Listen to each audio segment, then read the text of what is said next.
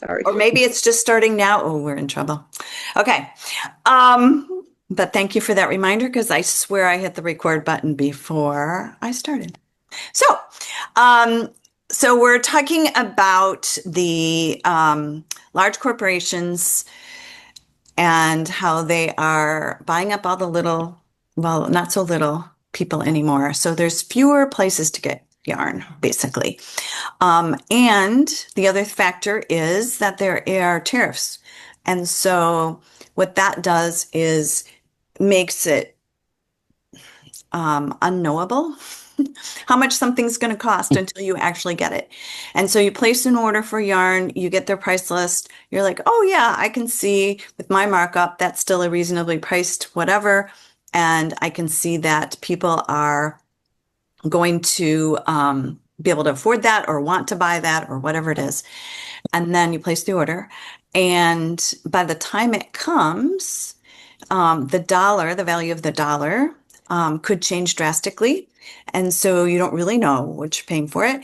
And also you get hit afterwards with a um, tariff bill from Mhm. UPS. Will send you a separate bill, or FedEx will send you a separate bill and say, oh, you owe X amount of dollars on this. And even though I swear it was declared illegal, but still happens. And um, and also because you don't know what shipping's going to cost at the moment because FedEx and UPS have drastically increased their rates for two reasons. One is they had to hire all these extra people to fill out all the forms for the tariffs, and also because fuel. Fuel costs. Fuel is Yep. very expensive. So people are shying away from buying things overseas, which is also limiting the yarns that are available. Mm. So we're trying to figure that out. It's interesting times. Um, but so I was on the lookout for, okay, who's got something new? What's a yarn that we haven't used before? And I have to say, a lot of the companies are being very conservative, right? Because they don't know, are the stores going to be able to afford what we're selling? Are they going to want what we're selling? Um, and we're still finding that there's great demand for knitting and for yarn, um, because it's crazy times, and what better thing to do for yourself than knit or crochet? So, um, all that to say, what I found was a mix of things that were new, things that aren't so new but are new to us, and also um, ideas for yarns that we already have and love. So I can say that what we get this summer and our big fall splash is going to be a mix of all those things. More and more, we're finding that people um, are less inclined to buy things if I just get on and I say, we just got in this new shipment of this beautiful yarn, come buy it. Um, and more attracted to, oh, I just made this, isn't this cool with this Yeah. yarn? Or Hmm. this came in and our idea for this was to make this. Um, because there's just so much going on in the world, I guess is the way to say that. Yeah. So it's easier to get the information across that way. And then, of course, people are looking and going, oh, that's cool. Or, yeah, no, not for me. And that's good too. Like it's a yes or no decision, not a, oh my gosh, it's beautiful, but now I have to go figure out what I'm going to do with it. That's one of the So things I like about your store is when I walk in, it's sort of like, I have to make that. Where's the yarn? good, good. That helps a lot when there are Um, patterns and yeah, see, because yeah. we were When you feeling, start with the thing. yeah, we were feeling as a team that we didn't have as many samples, I guess, as that we would like to have. And especially when new yarns come in the fall, it seems like one after another shows up. And by the time November comes, I'm like, oh, I never even mentioned the thing that we got back in September. So I'm trying to be a little more um, intentional, I guess would be the way to say it, about what, yarn goes with what project. And of course, you can do anything you want with any of the yarns that we have. But this will give you a starting point. Um, yeah, and to give you some inside scoop, because that's what this group is all about. We are going to have what we're calling, and still figuring out, but we're going to have a grand reopening in September because we close every year in August, and then it's just a little slow to get started for all of us. And I was like, you know what? We need a grand reopening. We were closed, now we're open. And so part of that grand reopening is going to be things that the team has made on our summer vacation, all 3 weeks of it, but that we've been working on with the new things. And we're going to have different events. We've got James Watts coming in for an event pretty soon after we open. So we've got just a whole series of fun things that we are planning and project based for those. So, um, where do I start? I'm going to start with, well, we did what we, That's me. I had a big question. You don't have to answer it now. You can go on to what you were doing and then okay. if you have time. Okay. Thank you. So, the thing that arrived today, and so you'll see in the next couple of days, because it takes us a minute to get it all processed, especially since it's brand new yarn, is a new fingering weight from Earth Yarns. And the yarn that we have from Earth that you're probably most familiar with is the Earth Unique. We have it in worsted weight, and its stripes goes from color to color. It's very popular because it does all the fun stuff without you having to tie in ends. But they had a new yarn that is fingering weight sock yarn, has a little bit of nylon in it, and it's a speckle. So it doesn't pool like a lot of the variegated yarns have this much of a color. And these are more speckles. So it's like a stitch or two of a different color, which gives you an overall, you don't get the pooling, basically. You get little depth of color. Sometimes it can look tweedy, but beautiful. What we realized, probably in early April or in May, yeah, in early April, somebody had come in and they were looking for sock yarn and they wanted variegated. And I was like, huh. I was helping them. And I looked on our shelves and I was like, wow, we have very little Sister Nance yarn. We hadn't had a collection from her in a while. And so maybe we had, I don't know, 12 skeins left. We had a lot of Linares, but that's it is have a lot of different colors in it, but it reads pretty much one color each. And so I was looking through and I was like, wow, how did that happen? We have a lot of non-superwash fingering weight yarn. And I was like, whoa. And so we brought in a bunch of M1 yarns because we could get that quick. And those sold out. I was like, okay. And hand-dyed yarn takes a while, usually 4 to 6 weeks for an order. And this was really pretty. And I was like, oh, I can get this in a week. So here we are. So that's coming in really soon. And the other one that's coming in really quickly is La Mano Como. And this is a DK weight wool. And I was going to order it last year. I went to their booth. I spent a lot of time with them, saw all their beautiful samples, and walked away saying, oh, yeah, I'm going to place an order. And then just never did. It comes from Germany.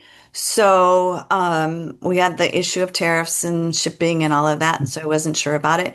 But I talked to a couple of my friends who have yarn stores, and they told me, oh, it's really easy to order. It comes in really quickly. And so I'm excited about this. One of the things that I analyze all the yarns that are on the shelf. We have several DKs, but not a DK that does 22. A lot of the DKs are knitting like at worsted at 5 stitches to the inch instead of 5.5. And a lot of the patterns call for 5.5. And so this is going to be 5.5. The other thing that's really cool about this yarn, they call it, do they say it on here? It's part of their lightweight collection. So this is a 25-gram ball, but it has the yardage on it of a 50-gram ball. And so, and the thickness of the yarn at 50 gram, at DK weight. So it operates as a DK weight, but it weighs half as much as most DK weight yarn weighs, which is lovely when, especially in the winter, I feel like everything is so heavy and so, I just get tired of the weight of my, thick wool sweaters unless it's, 20 below outside. Is that So the way it's spun? Is it wool? yes, yeah, I can't keep straight woolen and worsted spun. I can never remember which one's which. it's, But there's also other ways to spin, right? there are, yes. And Yeah. this is a, um, copyrighted, whatever, manufacturing technique. Patented. Okay. Patented, yes. So I think technically it would be woolen spun. Um, but I'm not, they don't go into great detail about how they make it. Um, and so because it is their secret sauce. Um, I also brought in some of their silk mohair because they have it in colors, in the same colors, more or less, as the como. And they had a lot of really pretty sweaters that held the silk mohair with the como. Um, and so I'm excited to try that combination. Maybe not on an 80-degree, 100% humidity day, but I think for fall, you're really going to love this. And it comes in beautiful colors and it's machine wash, don't dry. I don't know that you machine wash um, any of your hand knits anymore, but you could, and you wouldn't ruin it. So if it gets caught in the washer, just try and make sure it doesn't get caught in the dryer as well. So that is coming quickly. They also had, I haven't ordered this yet, and I think I probably even showed this to you last year. This is called Torino, and it is a silk mohair, but it's boucle. So I don't know if you can see that texture. So it's really interesting, and it's not. A lot of people have issue with boucle because they stick their needle. It's sometimes really loopy, and they stick their needle right through the loops. But this doesn't have any loops. It just, well, I suppose those are loops, very tiny loops. Your needle's not gonna go through that. And they had a couple sweaters knit up in this that I thought were really interesting. So You I could think, double that up with that yeah, previous yarn that you had in your right. hand. You hold it That with would make anything. really nice. Yeah. Um, yeah, you could hold it with anything, or you could even double it on itself. Mhm. And it would be really cool. So yeah, I think technically it's lace. It's 80% wool, 20% silk, and so there's no mohair in it, which is another thing a lot of people object to the hairiness of mohair.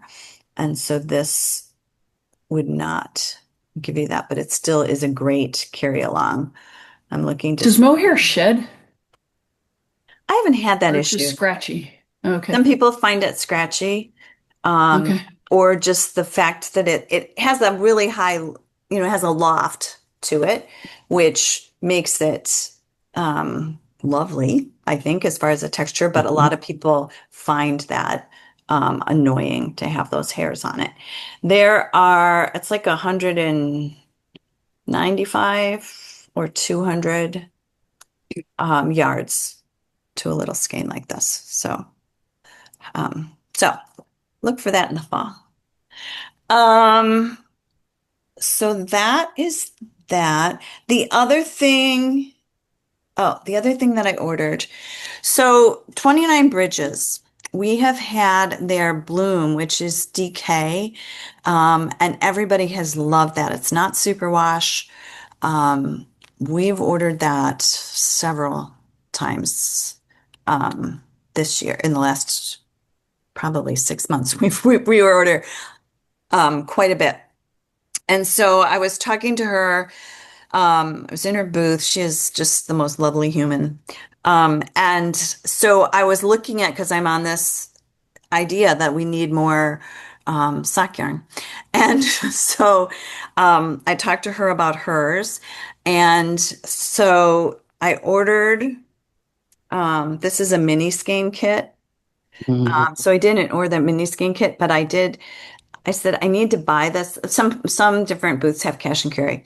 So it's like, I need to buy this because I love these colors together. You know, that's pink. And you know me and pink. Um, but I was like, I need those colors together so I can do something with those colors together. I just think they're so pretty. But this is 75% superwash, 25% nylon, and I did order full skeins, both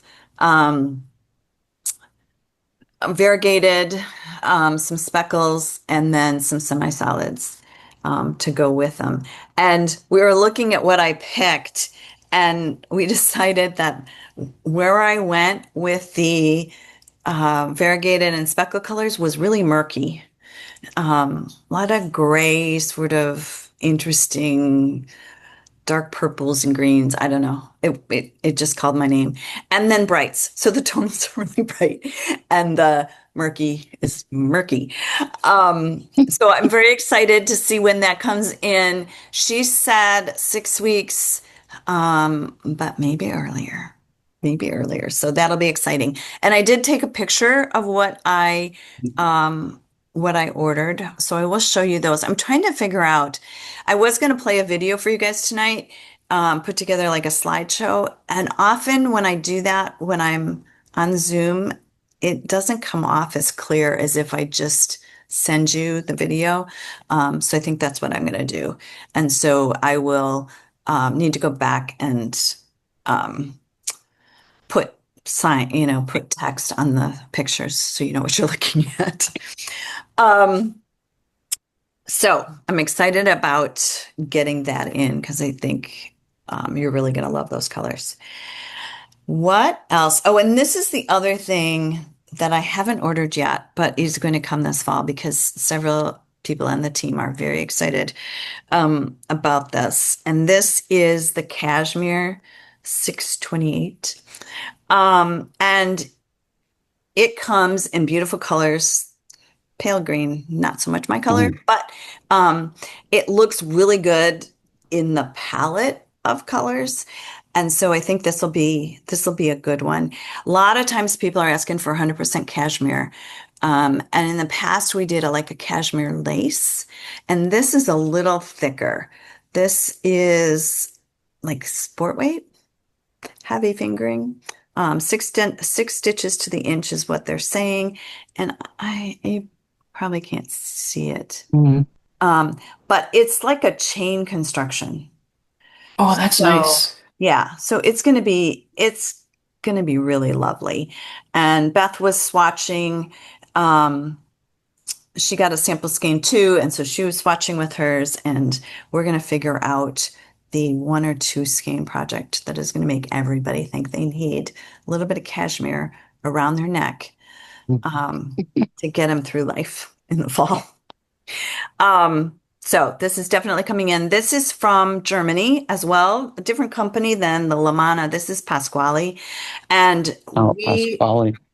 we love their ethos. It's just a great company. They're really concerned about their sourcing and sustainability, and from the packaging to the way that yarn is created and all of that. So lovely company to work with. And we're gonna try. We're gonna order something from Germany, a couple of yarns from Germany, and see what happens. Um, All right. Speaking of yarn from other countries, I stepped by a new booth for me called Fiberlandia. Um, and she is from, I think, Quebec. And she has two different sort of yarns that she was representing. One, she dyes herself, and what caught me as I was walking by was her color sense, very unusual. When you're walking through the aisles at H&H, it's a lot of it starts to look the same. And you go into like a hand dyed booth and you're like, "Hey, there's nothing here that, you know, is a distinguishing factor, I guess." Um, and so like I love Sister Anansi, for example, because I think I could pick out Sister Anansi yarn in a lineup. Like she has a point of view and a definite statement and a style. And a lot of them just haven't matured enough, I guess. I don't know. But this woman, her sense of color was really interesting. And she had some bright pops, almost neon, and then some really gorgeous other colors that somehow it all went together. Like she might have had 28 colors, and if I picked nine randomly with my eyes closed, they would all go together. Which I love because you just never know what's gonna, I can only order a few colors and then put them on the shelf, and one immediately disappears. I don't want the rest to look odd because that one's not there anymore. Oops. And so anyway, so I loved her color sense. And I talked to her about ordering and what, tariffs and everything were going to be like from Canada. The other line that she had was she was helping a group from Peru with their alpaca yarn. And it's been a while since we have had like an 100% alpaca yarn.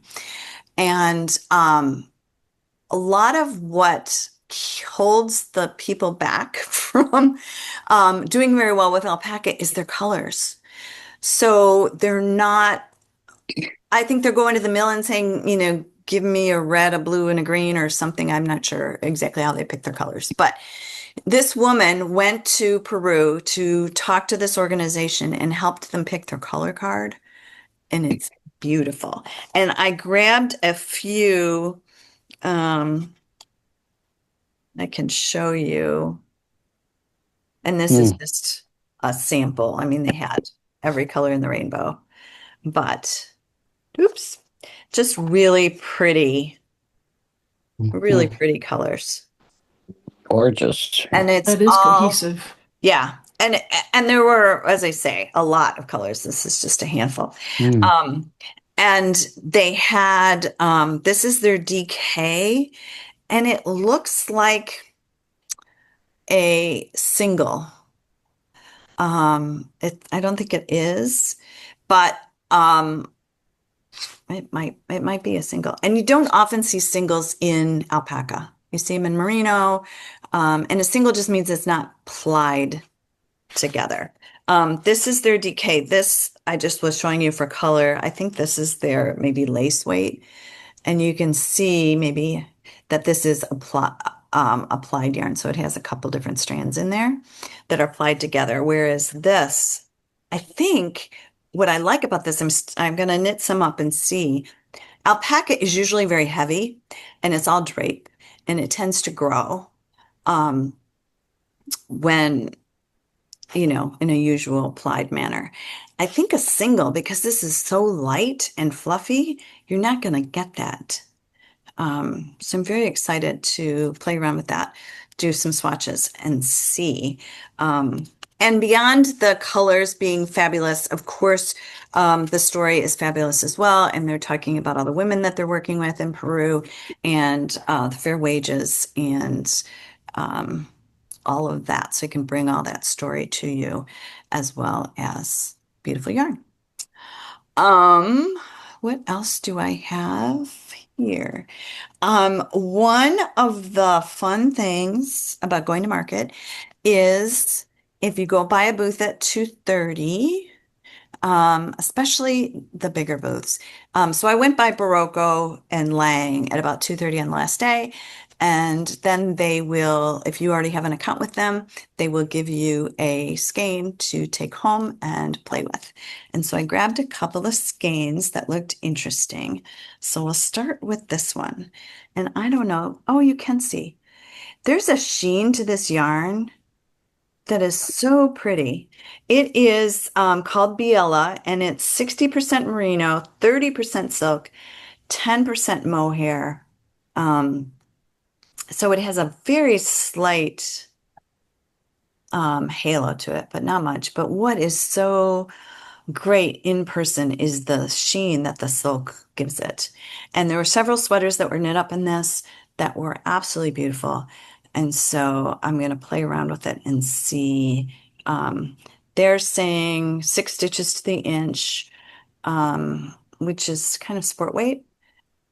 So I was going to I always do a swatch ladder where I start with a couple sizes smaller than they recommend, and then do little sections in each needle size up to a couple of needle sizes larger than they recommend. So we can get the full gamut, and you can look at the fabrics and see if you like what gauge you like the fabric at.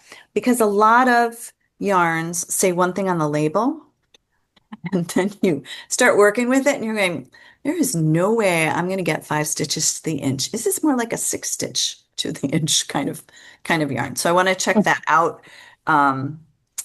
We do that for all of our yarns so that we know when we're recommending something. A lot of people come in and say, oh, I need a DK weight yarn. I'm like, what gauge are you looking for? Because then I can show you, because we have a lot of yarns that knit successfully at a lot of different gauges. And we have some yarns that say one thing on the label, and we really recommend a different thing in real life. So I'm anxious to play with this. And then there were 2 Lang yarns. Who could resist this ball? I can't even imagine. I think it knits up like stripes, like a gradient goes from color to color, but I'm not sure. And I'm really anxious to find out, because that's just happiness, like right there. Like you don't even have to do anything with that. Just put it in a bowl on your dining room table and walk by and go, oh my gosh, that makes me happy. So I'll be playing around with this and seeing what I recommend that you do with it. It is 100% superwash. So I think it might make a great kid sweater. Mittens, just all sorts of fun stuff. So we'll be playing with that. And then in the same vein, only chunkier, is this one. This is a little more subdued. It does come in brighter colors as well. But there is something about this one that called my name. And this is also 100% superwash. This one says, do the math, 2.5 stitches to the inch, which I'm not so sure. Because that is definitely a bulky yarn, but I'm thinking maybe 3 stitches to the inch would be better. But we'll see. We'll see. That's why I grab the samples and play with them. But the other thing that we're really thinking about is, okay, who wasn't at market, and who do we want to think about ordering from, that wasn't there, and save money in our budget and plan it all out, because I do have a budget, and I do have a budget for each category. I work with a consultant, and she helps me based on last year and current trends and all of that, figure out how much yarn I need in each weight of category. So how much fingering I need, and chunky and whatever by month. And so we work it all into the budget and figure out what's coming. But I don't want to forget, if there's stuff out there that I was interested in at one point and have completely forgotten about because they were not front of mind, then I want to make sure that I don't forget them, that I incorporate them at some point. What else did I see? I think that was it. There weren't any really interesting tools. Redesigned, which we have their leather bags right now. This is our second order of them.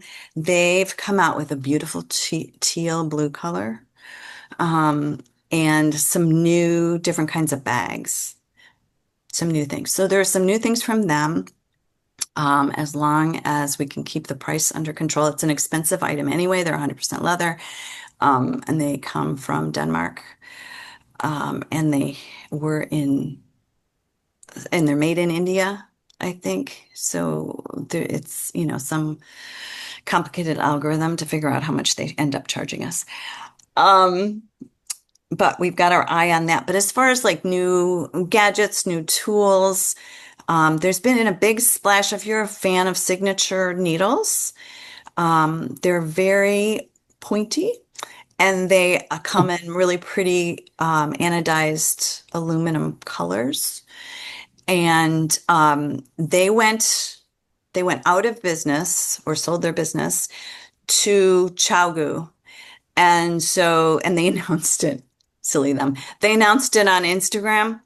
Um, they're not going to be ready until late 2027. So think Christmas gifts for 2027. I talked to the owner for a while of the Chogu needles, and she was explaining to me, yeah, well, we got their equipment, but we've never used this equipment. And so we have to figure out how to use the equipment. And they've never, like the Chogu needles don't come, they aren't aluminum and they aren't anodized colors. And so they've got a lot of things to figure out. She did say that what they're going to do is the first thing they're going to create is tips, like an interchangeable set, or tips that go with their interchangeable connectors. So if you have an old signature set and we're hoping for new tips for that, they're not going to be available. They're going to make them to work with the connectors that they already have. But that was fun inside scoop. Are they the ones that are color coding their needles for the size, or is that somebody Different, else? a lot of companies do that. Okay. And I think yes, I think signatures are color coded to the size, but I don't have any. I tend to push off needles, and if they're really sharp, I end up with a hole in my finger. Um, Yeah. but they have a huge following. Like people went nuts, and even like people on the team at String Theory went nuts. They were like, "Oh my God, we're gonna be able to get signatures!" Because the other thing was they weren't wholesaling them. So if you bought them, you would buy them directly from the company, and so they weren't wholesaling. So Chowgu is only going to wholesale. So yarn stores were very excited about that. Um, so yeah, more information to come. I'm trying to think if there was any other gossip. I don't know of any, except for to tell you that Barocco, which distributes Lang and Malintosh and Dream in Color, and it's all one company, they are moving, like last week or today or something. And so their booth was really small, compared to other years, and which is just, adds to the, um, to everybody's anxiety about big companies. But they are moving from Rhode Island to Texas. And so they have had issues. They had planned to move earlier. And so they've had issues with supplying yarn, basically. And so, for example, we couldn't get ultra alpaca because they had sent all their ultra alpaca yarn to Texas, thinking that they would already be in Texas, and they weren't in Texas yet. And so they had to send trucks down to Texas to drive it all the way up to Rhode Island to be able to ship it out. So none of the stores could get any ultra alpaca. The next thing, so Barocco, as a store owner, you have some tools in your toolbox, things you learn over the years. And sometimes we have a hole in the wall, like, oh my gosh, we have no worsted weight yarn. How are we going to get worsted weight yarn? We need this like ASAP. And so we could always go to Broco because they would ship in 2 to 3 days. It was from Rhode Island. They always had everything in stock. Maybe there was a color or two, but if you're not so picky about that, they always had, 50 colors in every yarn. And so you just pick around the ones that they've got. And in 2 to 3 days, you would have yarn on your shelf. And sometimes you need that. Now it's like 2 to 3 weeks to get anything from Broco. That darn just-in-time inventory. And it's not gonna improve in the near future because they've had their warehouse in Rhode Island forever. And the people that work at the warehouse have worked there so long that you Uh-huh. name a yarn and with their eyes closed, they could reach it off the shelf. They know, oh, that's in aisle 17, about halfway down, 3 rows up. Mhm. That's it. They also know the difference between wool and alpaca and cotton yarns, right? They know. They know what a Madeline Tosh yarn looks like just from looking at it. Whereas if you're hiring all these brand new people who have probably not worked in the yarn industry, because how many people have, they're hoping to hire back all the people who worked for Madeline Tosh, but Madeline Tosh was this big and they need this many people. And And it's so Texas too. You're not going to have as many knitters that are going to be knitting with heavy yarn. Right. They're not going to know wool as well. So Yeah. it's going to be interesting times for them for a while as so we're not expecting to be able to order anything quick from them. And because they've been anticipating this move, they've been ordering less yarn. So some of the spring yarns that I've tried to order were all sold out by the time I looked at them. And so shame on me for not ordering ahead of time. But so I want to figure out the yarns from that grouping that I want to order so I can get my order in early. Yeah. So I'll get it when it's available. So we'll see about that. And then yeah, I'm trying to think if there was anything else. Trends as far as yarn goes. Non-superwash is still trending up. So more people are Mhm. looking for non-superwash than they are for superwash. I think, superwash is kind of like the gateway drug.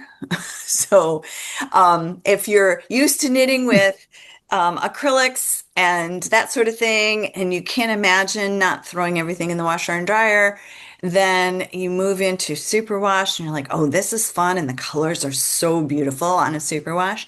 And then from superwash, you're like, oh, let me go look at that tweed or that farm yarn or that yak or cormo or the different breeds, that exist in the sheeps and what everything does differently or how it impacts your knitting or crocheting experience differently. And so that's kind of fun because you're seeing a lot of, whereas everything, I don't know, 5 years ago was probably merino and that was it. Now, in sort of the mainstream, you can find different breeds of sheep, yak and cormo, and Rambouillet is pretty much merino. Um, I saw some Tunis.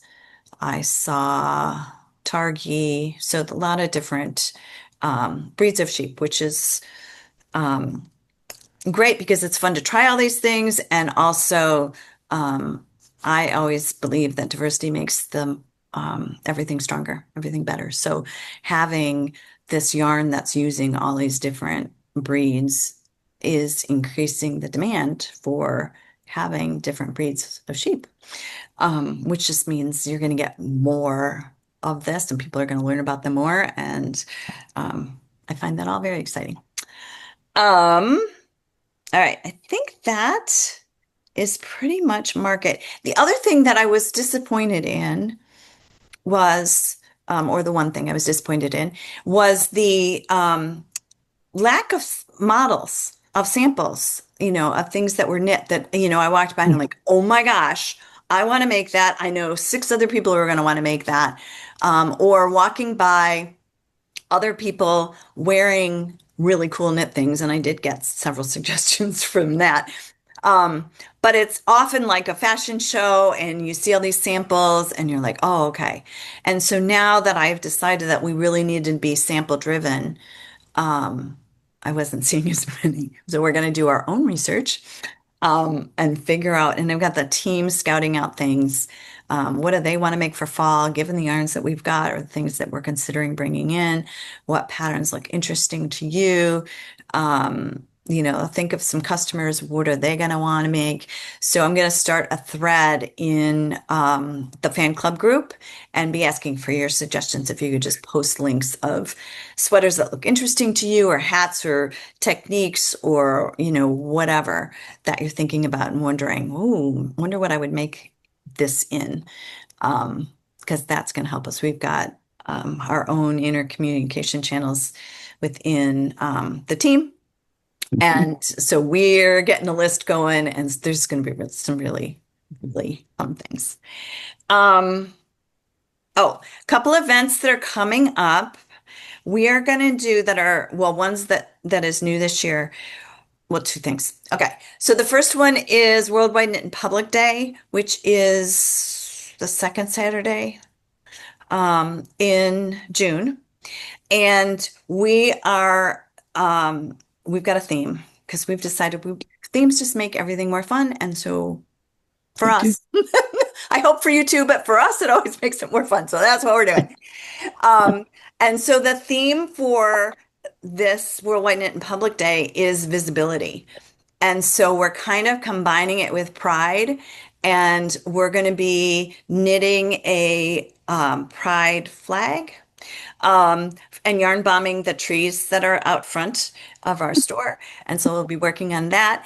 And we've got kits coming in that you can make a pride flag, really. It's all the colors, and it has that triangle on it that the pride flag has on it. And so we've ordered some of those kits as well.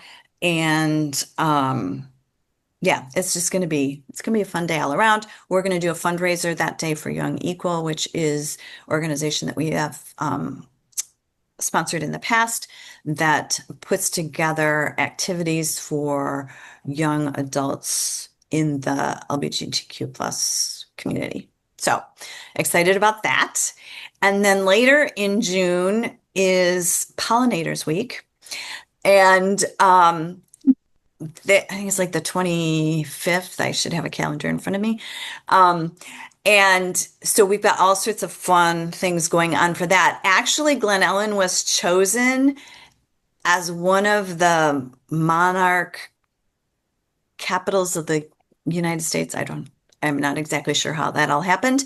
But it got us thinking. And, Emily is always bringing monarchs in and hatching them for her kids.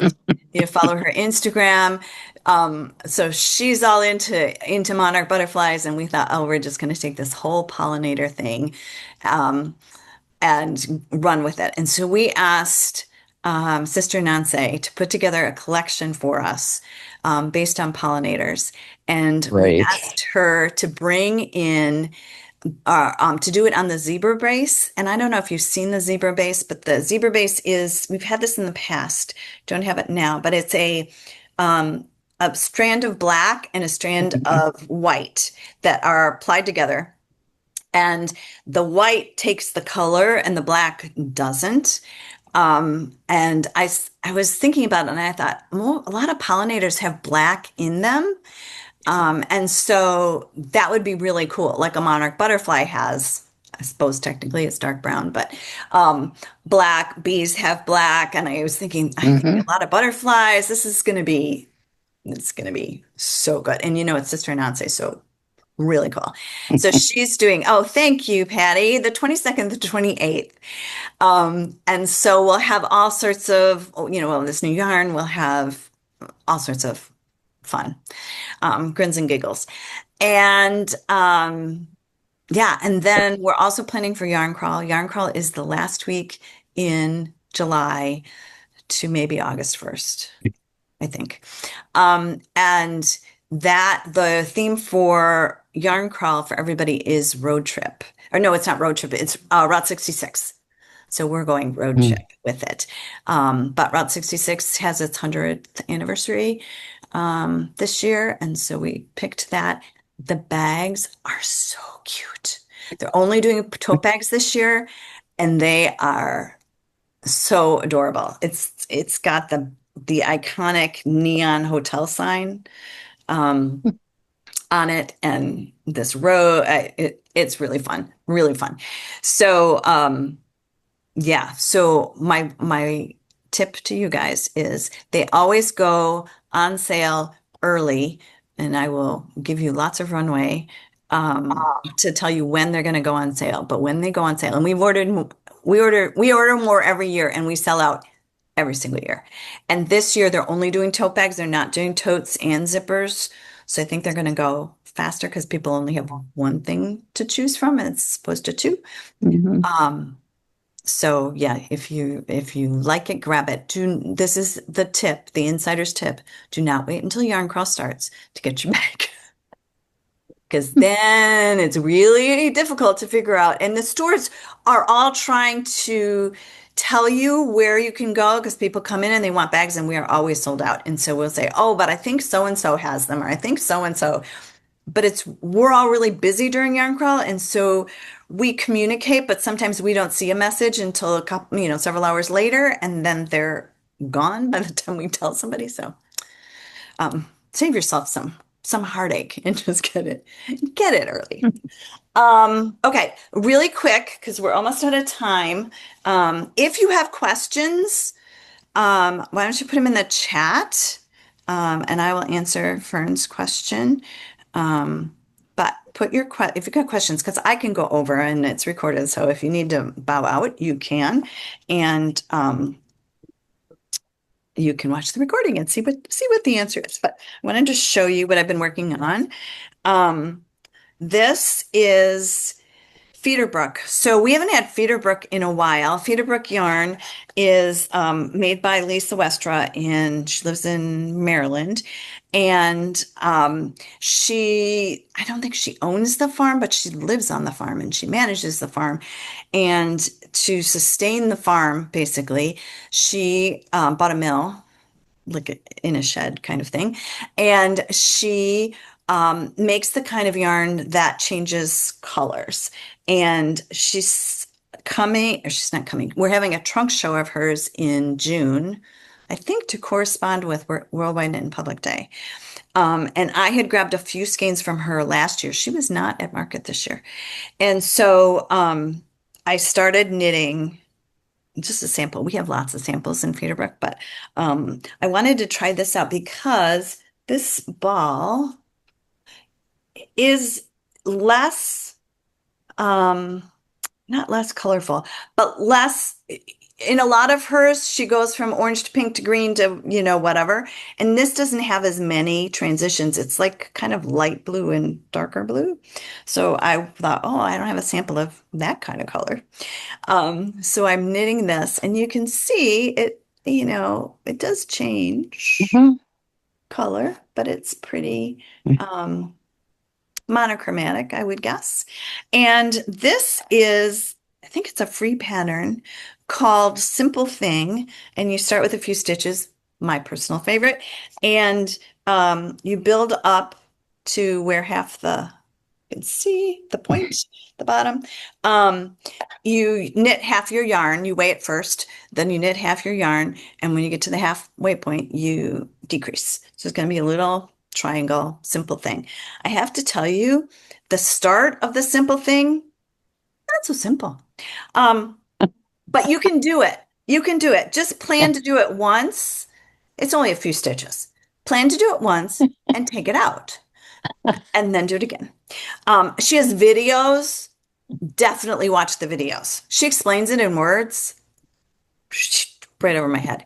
But once I watched the video, I was like, oh, and you really want to do it because if you see how she does it, it looks like the I cord goes all the way around the edge. And so you cast on, and then you do some I cord, and then you pick up the side of the I cord. So it's doable, but don't sit down and watch a new show and think you're just gonna blithely cast on.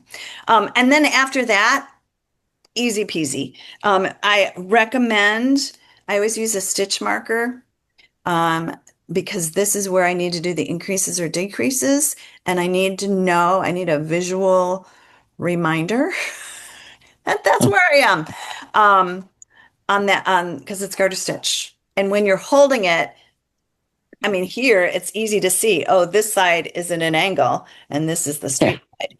But when it's in your lap, not so easy to see. Um, so that's my trick for that. So that'll be done soon. I needed some kind of social knitting for so that I could knit and talk, because at market, every meal, everything, like people are walking around knitting, or if you make plans to go out to dinner with your friends or whatever, everybody's knitting at dinner. It is so much fun. The other thing that I started a while back and put away because I wanted to finish my Mastija, which is the white sweater that I talked about last week, the week before, that I finished right before market, got to wear it to market. I made it out of Mitchell DK, got to go to the Mitchell booth and show off my sweater to Sherry, who owns, and Jessica, who we love, and Cindy, who dies. I feel like they're all family right now. So anyway, so I had cast this on a while ago and put it away and picked it up again because now it's warm. I don't know. Can you see that? This is, when things go right out of your head, the name of the pattern. I will put it in the notes. But it's Mojave, so it's the cotton and linen blend that we have in, and it's really the pattern is called Joni, I'm pretty sure, Joni. And you start at the shoulders and do a little bit of short rows so they sit really nicely on your shoulders. And then you do the back. And then you you pick up and you do the front. And there's a pretty little lace pattern, which I have just started here, that goes down the front.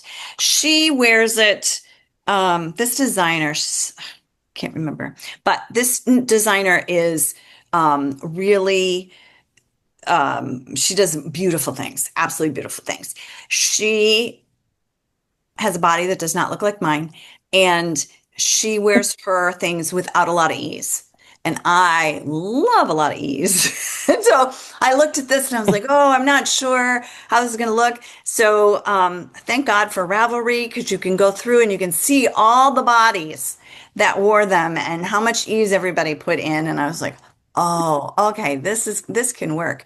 And this app has an option for maybe no sleeves, short sleeves, elbow sleeves, long sleeves. So I'm going to do elbow sleeves on this so I can get more wear out of it. But I am really enjoying this. And the lace panel, if you know me, you know me and lace are not best friends, but this one is pretty easy to do. So not a lot of, I don't like being married to the pattern. I want to read the pattern and go, oh, yeah, I get it. This is what I'm going to do. And so, yeah, that's why I get messed up in lace. But this is a good repeat and easy to figure out and easy to see where you're at. So I'm excited to be working on more on that. Okay, let's see. Okay, first let's do Fern went to Nash Fest. Oh, that's still on my list of things to do. And wondering if it was still going to be the same. Yeah, and I think, yeah, this whole thing with, because what happened was, is it Julie Zander? I think so. Yeah. Who is an incredible entrepreneur. She started with Jimmy Bean. She built that into a huge company a huge yarn store when nobody was doing that. And so kudos to her. She was one of the first online people. She had a several $1 million business just as Jimmy Beans. And then she acquired, well, then she started another business, a yarn business, Yarn Citizen. And then and we have a little bit of that yarn. And then she acquired Madeline Tosh, and then she acquired Dream in Color and Della Q. They make bags. I think that was it. So she had this yarn store and she had these other yarn companies that were all under her umbrella. And she was able to sell the whole kit and caboodle to local craft that owns Barogo. So a venture capitalist. So part of us was like, yay, women making money. We love that. And part of us was like, oh, all these cute little brands are now under this venture capitalist who, do they like them? Do they not? Do they know anything about yarn? All of those ideas. And we They're all are about saving costs. right. And so we are still figuring that out. I can say that I'm not sure that the colors for Dream in Color are as inspired now as they were when Nancy and Veronica owned Dream in Color. They still do the old colors well, like it's not, they had recipes and they followed the recipe, but I can't say that the new ones are as inspiring as the old ones. That's a shame. Yeah. That's So one of my favorite yarns. yeah. I And love Dream in Color. so, yeah, so we're still it's new days, so we're still kind of figuring that out. I can tell you that I think all of Yarn Citizen is being discontinued because it was one of those where I'd always meant to bring in Yarn Citizen. It's a great story of trying to use yarn that would otherwise go to waste to create a yarn out of it. And that was the whole idea behind Yarn Citizen. It's a great earth-friendly story. And I had always meant to bring it in and never did. And then when I heard that you weren't gonna be able to get it, I was like, oh, okay, well, I'm gonna order it. Last hurrah. So we do have Harmony DK, which is an alpaca, and Wool Blend, which is beautiful. Oh, look here. I'm going to spotlight you, Susan. She's working on a sweater with it. There you are. And that is the double of the mohair. Yeah, it's the cashmere. What is it called? That's what I'm trying to I don't have a remember. fan. Trinity cashmere. Trinity. Because it's cashmere and something else and something else. Yep, it's oh gosh. I'm not seeing it. All right. It's baby alpaca. baby Baby alpaca. alpaca silk and cashmere. Cashmere. Yeah, it's lovely. Lovely. It's and you have double stranded it, right? Double stranded. Yeah. Yeah. Yeah. It's Yummy. like knitting a cloud. Yeah. It is yummy. Well, thank you for just having that. Perfect. Okay. So yeah, so I think they looked at Yarn Citizen and said, yeah, no, not so much. And I'm not sure. They did go through Dream in Color and a lot of their, like the Billy and the there was another one that we had that they aren't making anymore. So I think they did go through the lines and decided, okay, these are the ones that are selling, these are the ones that aren't, so we're not going to do these other ones. So we are seeing that. So I don't know. We're still watching to see what's going to happen and see if they can turn this around. Because it sort of feels like if you look at the yarn stores, there's a lot of demand for knitting. People are still, actively engaged. There's new knitters all the time. And crochet has brought in this whole amigurumi trend has brought in a lot of people to the fiber arts and brought a lot of people into yarn stores because they can't go to Joann's anymore. And they're looking for yarn to do this. And they're like, oh my gosh, I had no idea like this even like what's a yarn store? And so that's fabulous, bringing people in that way. So I see, from that side, there's a lot of positive growth in the industry. And I think the yarn side is just sorting some things out and trying to figure it out. And so it's going to be interesting to watch how this all unfolds because, everybody loves transition. But yeah, so we'll see. We'll see. All right. Susan was there and she saw a lot of textured yarns, boucle, curly, heavier weight, mohair, lang yarns, fluffy salsa Shirley as well. Do those sell well in the yarn shop? Well, that is an interesting question because that trend started last year and I brought in a whole bunch of Phoenix for that trend. It's a chunky, but it weighs nothing. But it is that kind of fuzzy, light, but chunky yarn. And that I will tell you is going into the clearance sale because it's not moving.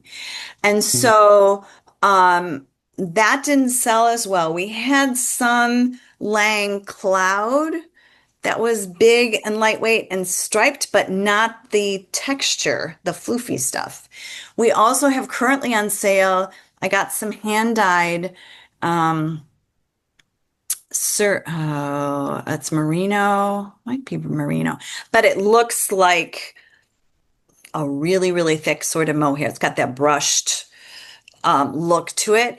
And that was like Aran or chunky. And I did a swatch ladder and I mixed it with plied, which gave it a really interesting texture and color. And we made a hat out of it. I don't know, different ways and that is in the sale bin as well. So I'm You're curious. gonna have to go digging then. Yes. Because I looked Yes. at them and I thought they were very interesting. And they So I'm like, you see a can lot of someone buy this sweaters. though? Yeah, you see Yeah. a lot of sweaters now that are knit in that sort of cloud-like, doesn't weigh Or anything, curly, yeah. bright colors. And I don't know if our customers are just not that Traditional. interested in that trend or haven't discovered it yet. So I don't know. What do I need to Google on the shop? Andra Okay. is the one that's on sale. That's the hand-dyed. And I know there's still some skeins left unless they were sold this weekend, but I don't think so. People were mostly focused on stash sale this weekend. And then the other one is Phoenix. Okay. Yeah, I think yeah. And then, of course, we have a lot of the mohairs to hold with things to get sort of that same idea. So we'll see. We'll see. Jury's still out. How many Project Hail Mary sweaters were there? If you have not seen that movie, stop everything and go see that movie. It is so good. The Project Hail Mary sweater is an old, like from the 70s, I think, pattern. It's a big, long sweater that the main character wears. And the original pattern had a wolf on it. And there's various stories about why they changed it to a fox. If they thought because he was a teacher, that would be more friendly. I heard another story that is Ryan Gosling's kid liked the fox better than the wolf. So yes, and if you're, you could just Google Project Hail Mary sweater and it would pop up. You can see what I'm talking about. It's a cream color background with a fox on it. And that pattern is available on Ravelry. So yeah, go check that out. And I know somebody that's making one, so it's all fun. Okay. Any other questions before we go? All right. So yeah, stay tuned. It'll be fun to see from what I said here, what happens in the fall, right?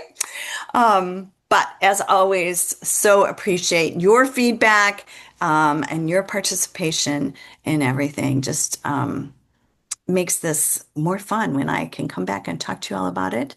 And yeah, and I'm going to start a thread, a conversation, or whatever in our Facebook group. So if you're on Facebook and have some suggestions for patterns, some things that you're interested in making, if there's new pattern, new technique, something, we're trying to get whatever we come up with our collection to be not all color work sweaters or not all cables, like a wide variety of Yeah. things that we've seen, so that, you know, everybody can find something that they're like, oh yeah, I had to make that.